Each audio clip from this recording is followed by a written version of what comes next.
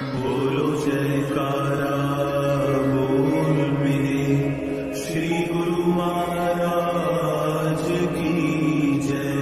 श्री सतगुरुदेव भगवान की जय। गुरुमुखो, जो अपने मुख से पूर्ण महापुरुषों की निंदा करता है वह कई जन्मों तक नरकों की अग्नि में झुलसता रहता है। संतों की निंदा करने वाला इंसान इस जन्म में तो कष्ट उठाता ही है और आगे आने वाले कई जन्मों को भी दुख स्वरूप बना लेता है। जो भी संतों की निंदा करते अथवा सुनते हैं उन्हें कई जन्मों तक निम्न योनियों में भटक कर अथवा दुख भोगने पड़ते हैं।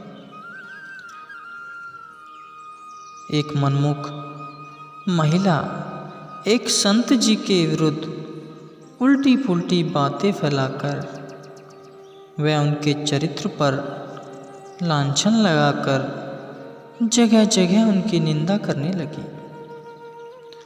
पर सांझ को आँच है, संत जी तो निर्विकार थे ही, उनकी मिथ्या चर्चा से तनिक भी विचलित न हुए, अपितु पूर्वतः शांत ही बने रहे। कुछ समय पाकर महिला को अपने कुकर्म का फल मिला।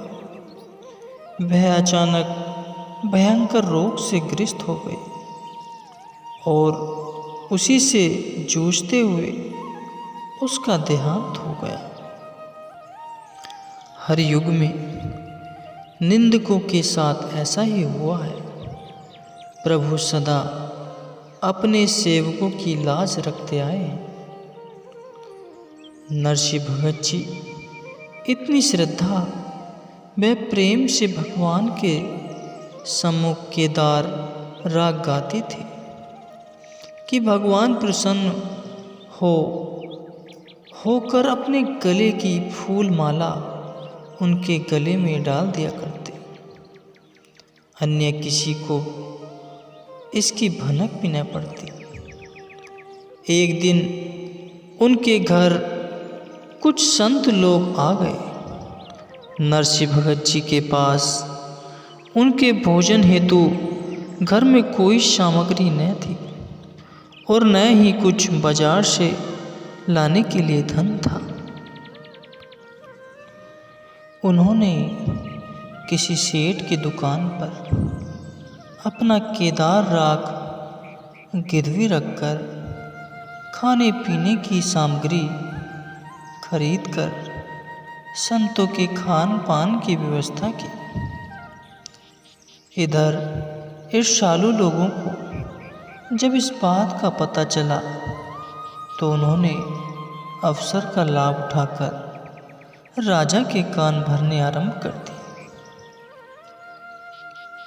कहने लगे कि नरसिंह ढोंग करके आम प्रजा में अंधविश्वास फैलाकर उन्हें धोखा दे रहा है।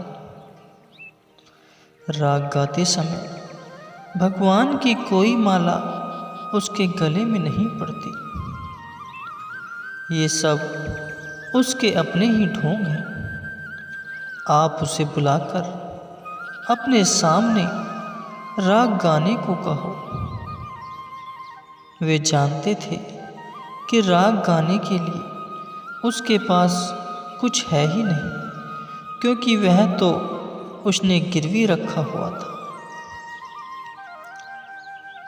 उधर भगवान ने निराली लीला रची। जैसे ही नरसिंह भगत जी को दरबार में बुलाया गया, भगवान एक नवयुवक का रूप धारण कर उस दुकानदार के पास गए जहाँ नरसिंह भगत जी ने अपना राग गिरवी रखा था।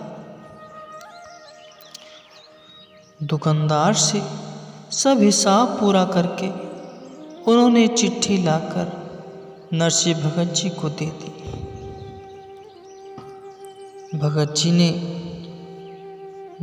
नरसिंह भगत जी ने प्रेम विभोर हो जैसे ही राग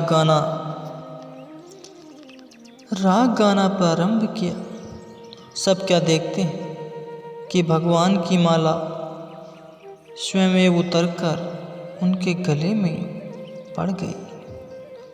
नरसिंह भगत जी के निंदकों को राजा ने कड़ी सजा दी और उन्हें इतनी उच्च अवस्था में पहुंचाया, जान राजा उनकी शरणागत हुए। नरसिंह भगत जी को लेस मात्र भी अहंकार न था। वे मालिक के गुणवाद गाते हुए सदैव उनको अपने संग साथ समझते थे। फिर ऐसे भक्तों के कारज भगवान स्वयं ही संवारते हैं। नरसिंह भगत जी की भक्ति से राजा बहुत प्रभावित हुआ। उसे यह दृढ़ विश्वास हो गया कि भगवान अपने भक्तों के कार्य स्वयं संवार कर हर वक्त उनकी सार संभाल करते हैं। जो भी उनके भक्तों से किसी भी प्रकार का अहित करता है अथवा उनके प्रति द्वेष रखता है, वह स्वप्न में भी सुख नहीं पा सकता। उसको अपने बुरे कर्मों का फल